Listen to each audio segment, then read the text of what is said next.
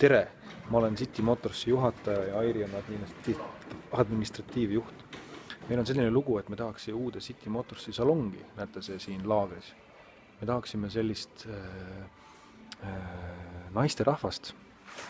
No ärge pange nüüd pahaks, et on kuidagi sooline diskrimineerimine, aga tõesti me tahaksime, et see oleks üks särasirm naisterahvas, kes võtab kõik inimesed seal ees ukse juures vastu ja mitte nagu kohusetundest, vaid ta tõesti tahab kõikide inimestega suhelda, ütleb tere, naeratab, küsib, milleks tulite, kuhu minna tahate.